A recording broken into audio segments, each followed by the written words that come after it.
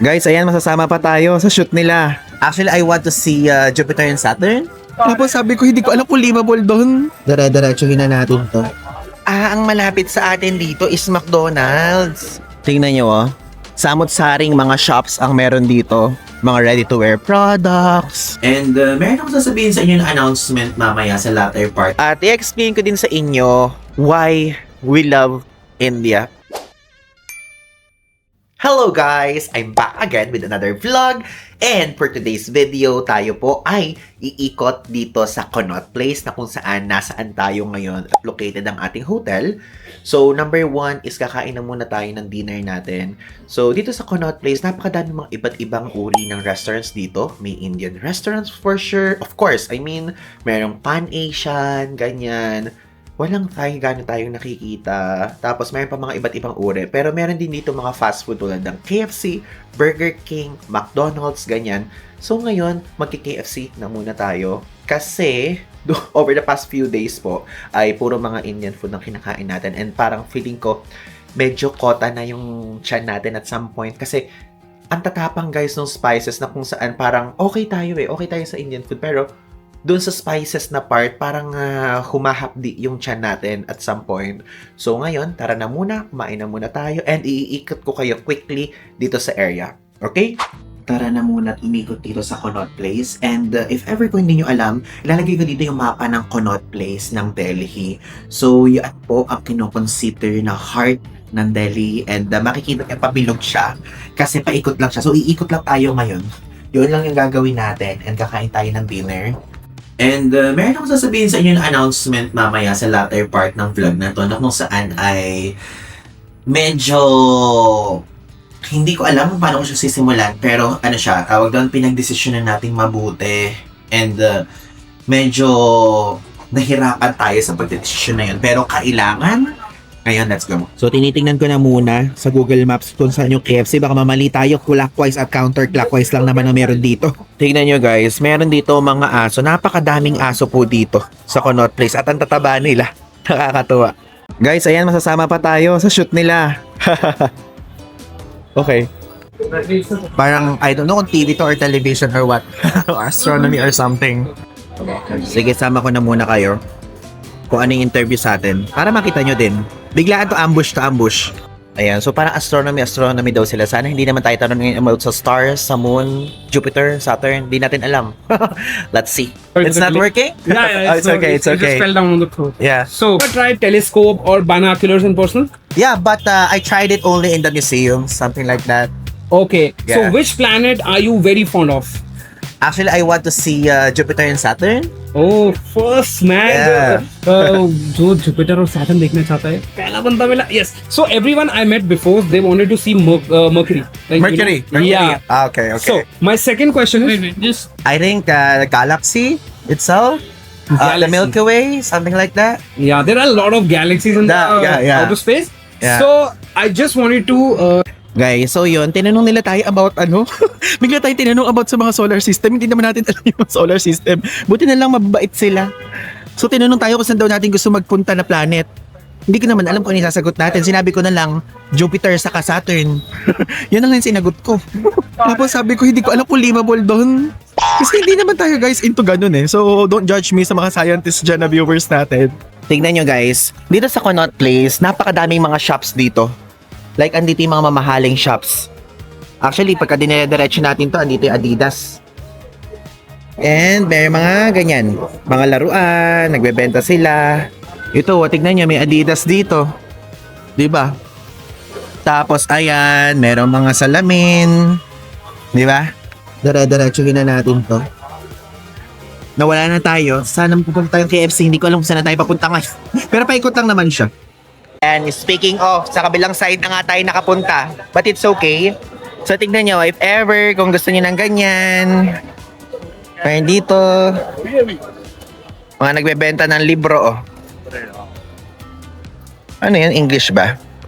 English. English na book. Daw walang price.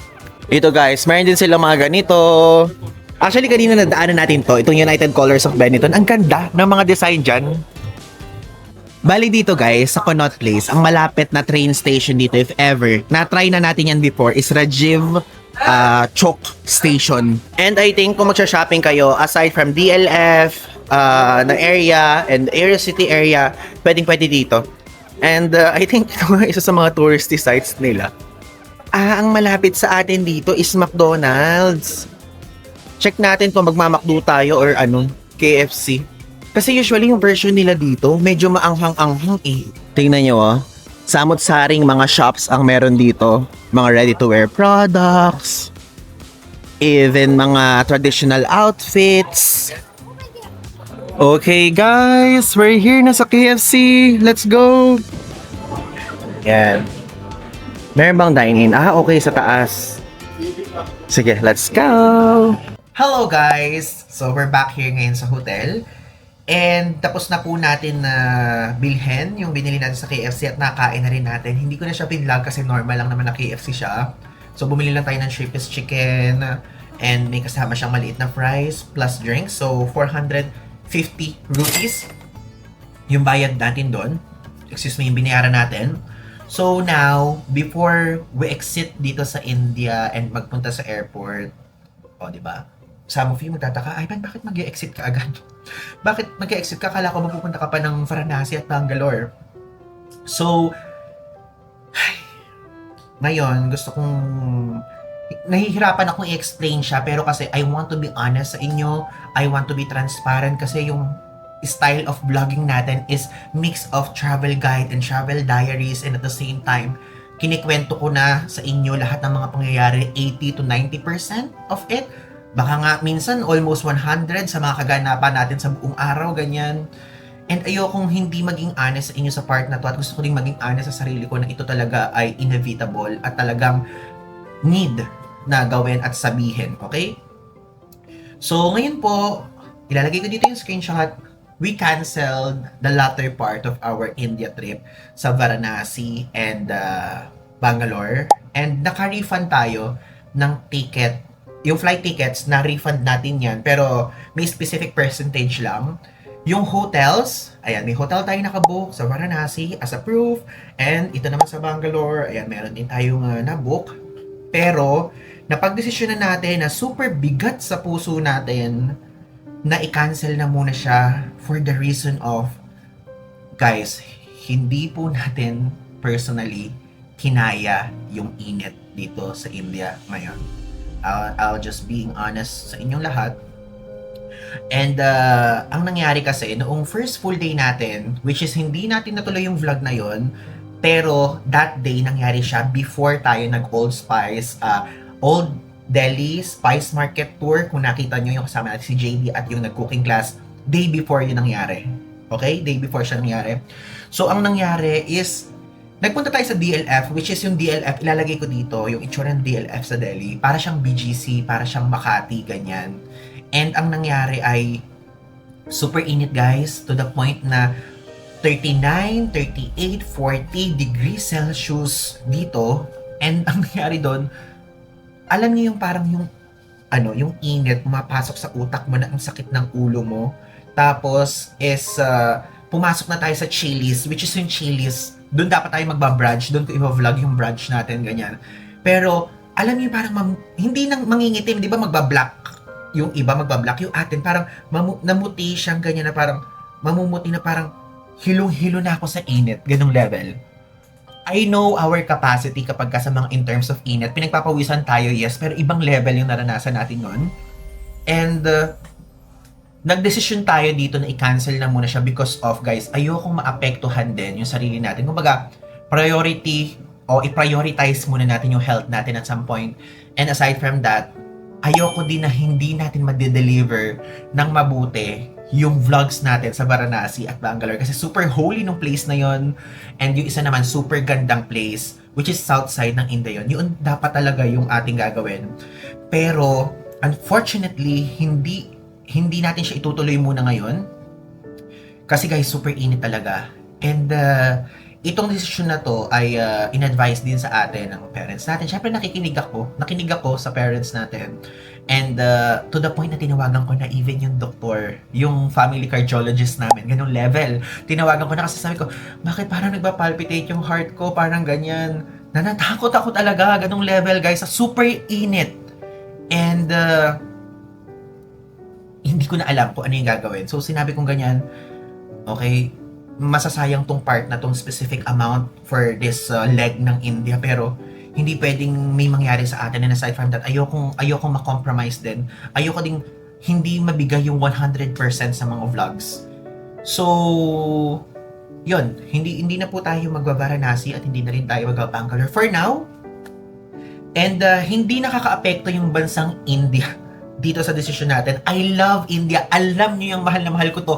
Kaya nga sinasabi kong ganyan, bakit dito pa nangyari? Sa India na kung saan ang layo pa sa Pilipinas. Mga ganyang part. Pero yun, ganun talaga eh.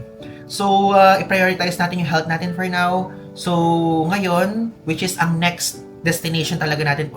Originally, ang next destination natin after India is Vietnam, which is sa Sapa, Vietnam. Kaya ngayon, ang ginawa natin, since napakainit talaga dito, in-extend natin yung Vietnam, which is sa Sapa yung in-extend natin. Pero yung extension natin sa Sapa, which is parang 5 days yung naging nadagdag sa Sapa na trip natin. 5 days tayo dun originally, plus additional 5 days yung pang Bangkok at Varanasi. In total of 10 days. Yung 5 days na yon is i-rest lang natin siya ng bihamak. Hindi tayo gagawa ng itinerary. Kung meron man siguro cooking class or what, parang mga ganun lang. And at least malamig. Malamig dun sa lugar na yon. Feeling ko, guys, isa sa mga reasons is dito kasi sa trip natin, sa Asia trip, peak summer, and pinuntahan natin Bangkok, Chiang Mai, Chiang Rai, Phuket, Krabi, Penang, Kuala Lumpur, Langkawi, and medyo nag-relax tayo sa Bali kasi birthday trip natin yon. So doon sa mga naunang binanggit ko sa inyo, ang iinit lahat. So parang feeling ko nag-stack up lahat ng init sa katawan natin, lahat ng parang feeling natin, oh my God, hindi na natin kaya, to the point na dito sa India, ganun rin na-feel natin. Ang init talaga. Hindi ito sa hindi ito sa pag-iinerte or what, pero yun, kinancel muna natin siya, pero babalik tayo, pinapangako ko sa inyo yan, babalik ulit tayo kasi meron tayong unfinished business this year. Ayan, nililinaw ko sa inyo, this year tayo babalik, pero sa malamig na buwan na. Napakabigat personally sa feeling ko kasi alam ko baka mamaya may mag-comment sa inyo, bakit kasi Ivan tinuloy mong ganyan? Kasi guys, yun yung type of traveler kung ano tayo and type of content creator, I think. Kasi tayo po yung tinatawag na feeling ko lang naman kasama tayo dun sa type A na tinatawag. So gusto ko lahat according sa plan, lahat maayos, lahat naka-itinerary ganyan. So may time na parang kunyari, kailangan matapos natin yung itinerary na ito. Kumaga, more like aside from pagiging spontaneous one, doon tayo naka-attach sa may itinerary based. So kung ginawa natin ito, kunyari, kailangan puntahan yan, ganon. Pero hindi natin kaya na gawin yon dito sa trip na to kasi super init at ang lala. And ayoko to the point na mangyari ay ma-heat stroke tayo. Ayan, or what. Ayokong ganun yung mangyari. So, ito yung best decision I think na pwede natin gawin para mawala din yung mga fatigue levels at makapagpahinga din tayo. So, ipapahinga natin 5 days na i-extend natin sa Sapa. And ang lungkot ko sa part na dito pa siya talaga sa India nangyari kasi ayoko kasi parang feeling ko tuloy nung hindi na tuloy yung parang India trip na yun, parang yung part na yun parang naging failure or what, pero ayoko kasi na ganun yung mangyari. And nalulungkot ako sa part na yun, to be honest. And gusto ko lang din maging honest sa inyong lahat at maging straightforward na ganun yung nangyari. Ayokong gawin to, pero kailangan. And ano na din to sabi na din ng doktor ko, so ganun, at kailangan ko na ding magpunta sa malamig muna as a person na mahilig sa malamig. Alam niyo naman, kahit nga sa super mga 16 degrees Celsius, sakto lang sa atin yun, ganung level. So yun. And sa mismong airport, sasabihin ko na lang sa inyo kung ano yung mga reason naman kung bakit gusto ko uling bumalik tayo dito sa India kasi super love natin siya. And napakadami nating mga nalaman sa mga locals ngayon kumpara before kasi mas comfortable na tayo ngayon mag-express ng self natin kumpara doon sa 2024 version natin. At tinanong ko na sila sa lahat ng mga gusto nila at mga opinions nila na share ko sa inyo yun. Pero sa airport na lang later, magpapahinga na muna ako. Sa airport ko na lang sa inyo sasabihin.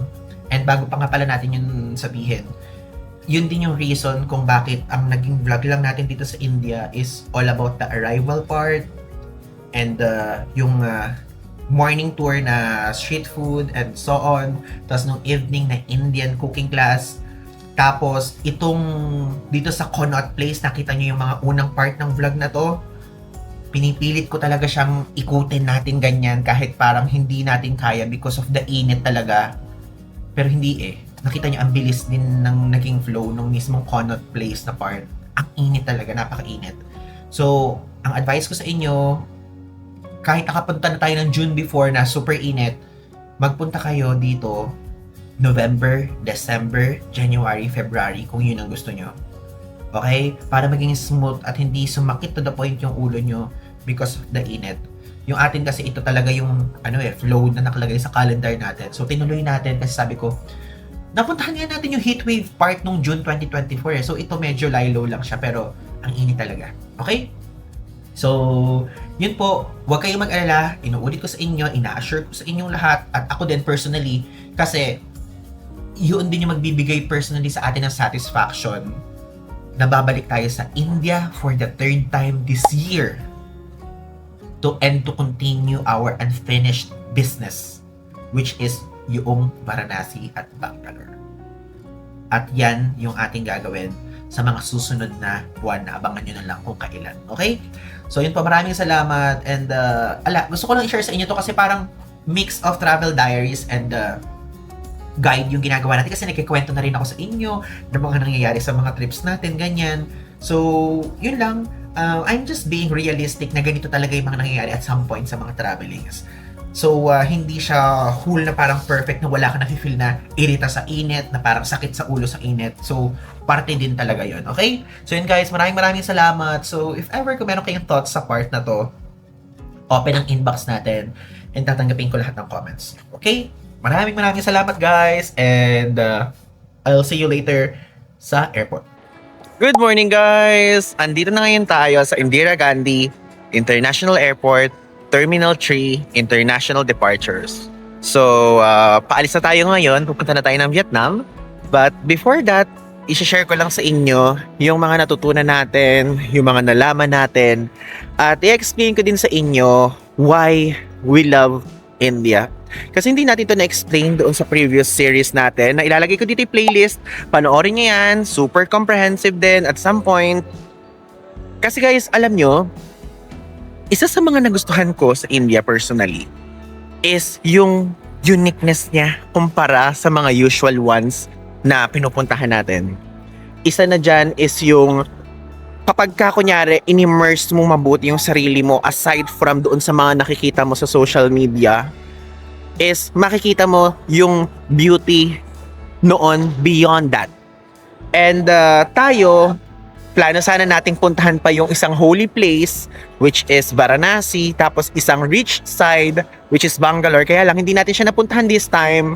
Gusto ko sanang i-cover yun at ipakita sa inyo lahat. Pero pupuntahan natin yan. And alam nyo, lagi ko sinasabi na pasok ito sa ating top 5. Kasi nung una nga top 3, ganyang level. Pero kasi, nung nagpunta na tayo ng Iceland at Finland, bumaba na siya a little, pero andun pa din. Nagagandahan pa din tayo. Super siksik at super yaman nito sa kultura, itong lugar na to. And ang nagustuhan ko sa kanya is, kapag ka kunyari nagpunta kayo doon sa mismo Chandni Chowk area, ganyan, and so on, ma-appreciate nyo siya lalo.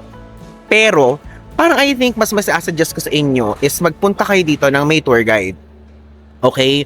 Kasi yan yung common mistake ng bawat travelers kapag ka first time magpupunta sa India.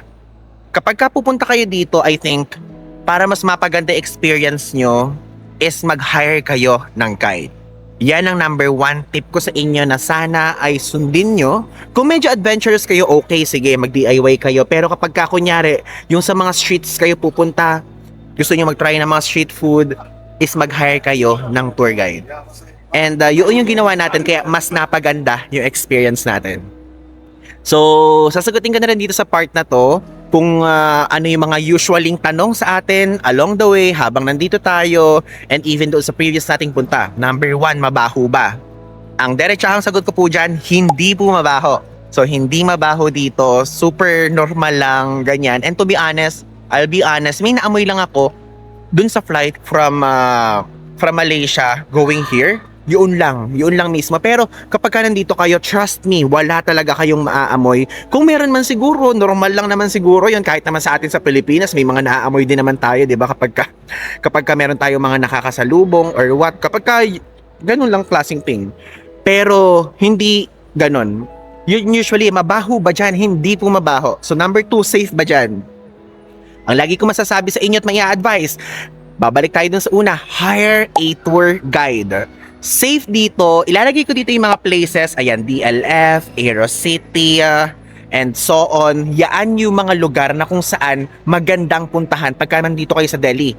Yun nga lang, unfortunately, plano talaga nating i-cover yan, pero guys, hindi talaga kaya, napakainit talaga. To the point na parang pumapasok talaga sa utak natin yung init. So, babalikan natin yan at ipapakita ko sa inyo yung other side. Yun ang nagustuhan ko din dito. And aside from that, ang babait ng mga tao. Okay? Ang babait po ng mga tao dito na kung saan siguro titingin-tingin sila sa inyo, ganyan, normal yun dito na parang titingin-tingin sila sa inyo. Kasi I think siguro natutuwa sila kapag kami foreigners na mga nagpupunta dito sa bansa nila. Pero normal lang yun. So next question, Ivan, safe ba yan for female solo travelers?